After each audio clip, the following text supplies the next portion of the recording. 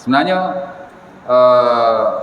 pemberian semasa hidup, hibahlah khususnya, atau apa-apa saja, hadiah, sedekah, wakaf, ya.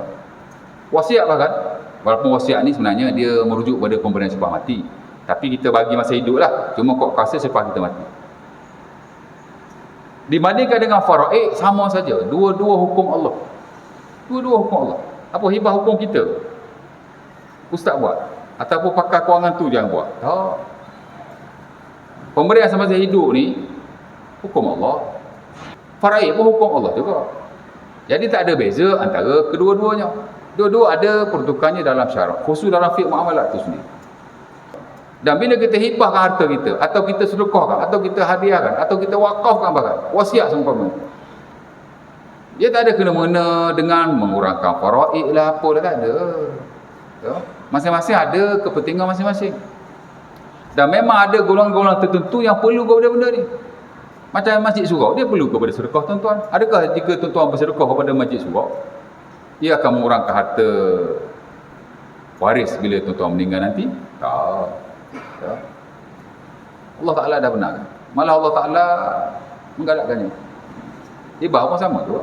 Dalam banyak hal, pemberian semasa hidup ni dia lebih memudahkan. Dan hari ni tuan-tuan, kalau kita lihat dalam konteks kewangan semasa, hibah memainkan peranan yang amat penting sekali.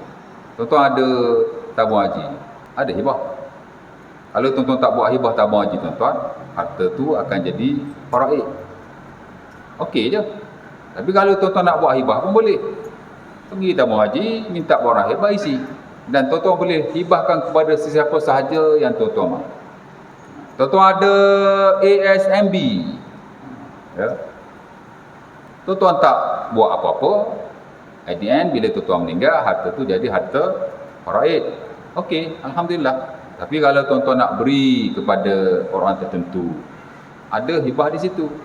Pergi kat siap mana-mana cawangan, ya, minta borang isi untuk hibah. Ya. Hatta kalau tuan-tuan ambil insurans ataupun takaful, Islami lah ya. Ya. Obviously tuan-tuan ambil yang konvensional ke, Islami ke, zahirnya lebih kurang aja. Bila tuan-tuan meninggal dapat pasal itu. Tapi kalau yang Islami, pampasan yang diberikan kepada tuan-tuan itu ada hibah juga. Jadi hibah hari ini memang memainkan peranan penting dalam banyak hal. Of course lah dalam konteks kewangan semasa ya. Hatta kalau tuan-tuan nak hibahkan kepada siapa-siapa lah di atas dasar tertentu, terpulang pada tuan-tuan. Tidak ada apa masalah sama sekali ya. Pasal apa institusi kewangan macam yang saya sebut tadi, macam tabung haji, macam ASMB, pasal apa dia buat hibah-hibah ni? Pasal apa? Pasal apa dia tak biarkan saja harta tuan-tuan untuk dibahagikan secara faraid after tuan-tuan mati? Pasal apa dia pun nak sibuk sangat? Pasal dia nak memudahkan. Ya. Kerana kita tak nafi dah tuan-tuan. Pemberian semasa hidup, hibahlah khususnya dibandingkan dengan faraid. Faraid lebih payah lah, lebih susah. Tambahlah konteks hari ni, banyak tata cara dan pentadbirannya, banyak kerja yang tuan-tuan nak kena buat, tak masuk birokrasi lagi. Sampai hari ni tuan-tuan, 50 bilion harta orang Malaysia yang Islam ni tertunggak, tak dibahagikan kepada waris-waris. 50 bilion, 50 bilion beku tuan-tuan. Ya. Jadi ada kepentingan dan kelebihannya di situ. Of course lah konteks kewangan pada hari ini ya. Jadi kita jangan kata pemberian semasa hidup, hibah khususnya hidup saya lah, faraid apa gitu ini tak benar sama sekali ya. Dan tuan-tuan, lebih khusus lagi ataupun more important than that, memang ada golongan-golongan tertentu yang perlu kepada pemberian semasa hidup ni, khususnya hibah ni perlu. Dan kita lihat pakar-pakar ataupun ahli-ahli lah dalam bab muamalat tuan-tuan, dia kata ada banyak golongan yang perlu kepada instrumen hibah yang ada pada hari ini. Selain daripada dia memudahkan ya, antaranya orang yang kahwin, lepas tu tak ada anak, umur sebiji lah, anak tak ada. Ataupun dia ada anak tapi anak perempuan, ya tak? Kalau dia tak hibah apa jadi? Contoh macam saya kan, Saya anak perempuan seorang aja.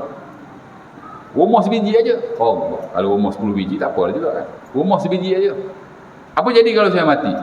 Dan kalau saya tak hibahkan harta itu, apa jadi? Bini saya dapat 1/4 je. Itu kalau saya tak ada anak, dia isteri dapat 1/4. Kemudian mak apa dapat 3/4. Kalau ada anak, isteri dapat 1/8. Mak dapat berapa saya tak ingat. Saya ni bukan arif sangat bab faraid ni. Tapi cerita dia begitulah. Untuk saya dapat lebih banyak daripada isteri saya. Tak? Kalau mak apa saya tak ada, dia pergi daripada adik-adik saya. Okeylah kan? Faraid okey. Tapi tuan-tuan agak-agak, apa yang akan berlaku? Tu yang jadi banyak kes rumah tu dijual. Pasal adik-beradik ni nak duit. Okey, bini awak nak rumah tu kan? Bayarlah 3/4 daripada nilai rumah tu. Bini saya nak cari duit mana 300,000 nak bayar ke adik-beradik saya. Akhirnya apa yang berlaku? Rumah tu terpaksa dijual. Kerana nak bagi secara faraid. Ya? Saya tak kata faraid itu menyusahkan, tidak. Tapi konsekuensi dia begitu. Ya? Faham tak maksud saya ni? Jadi rumah kita pun nak rumah tu, dia akan cari duit bagi. Kalau dia ada duit, kalau tak ada duit, rumah tu akan dijual. Maka kita tu je ada harta pun untuk beri kepada isteri dan anak kita. Jadi saya hibah siap-siap. Ya tak? Tak boleh lah. Saya lah faraid. Tak. Saya nak memberi kesenangan kepada anak isteri saya tak kala saya tiada nanti, supaya dia ada tempat berteduh. Dan tak perlu susah-susah dia nak bayar kepada adik-beradik saya daripada harta yang saya tinggalkan itu. Saya nak bagi dia masa saya hidup. Apa salahnya? Tuhan bagi. Jangan kata hibah salah faraid pula. Kadang-kadang tuan-tuan, dia ada anak angkat. Kalau dia tak hibah kepada anak angkat dia, tak ada bahagian buatnya. Tak ada bahagian. Mana ada anak angkat dalam faraid? Jadi peruntukan hibah tu ada kepentingannya. Ya. Awak tahu dah kalau awak mati, anak-anak orang lain dapat belaka. Ada anak angkat seorang, dia tak dapat, bagilah sesuatu semasa awak hidup. Sekurang-kurangnya, walaupun awak sekadar bapa angkat saja. Tapi kalau bapa angkat ni bela anak tu daripada kecil, dia macam bapa anak sendirilah. Jadi peruntukan tu bagus. Banyak tuan saya lihat golongan-golongan yang perlu kepada instrumen ataupun pertukaran yang ada dalam syarak. Allah Ta'ala tak buat benda tu sia-sia. Ada sebab dan tujuan dia. Memanglah awak tak nampak kebaikan hibah ni, tapi bagi golongan-golongan yang memerlukan, dia nampak dan dia perlu benda tu. Ya tak? Ya.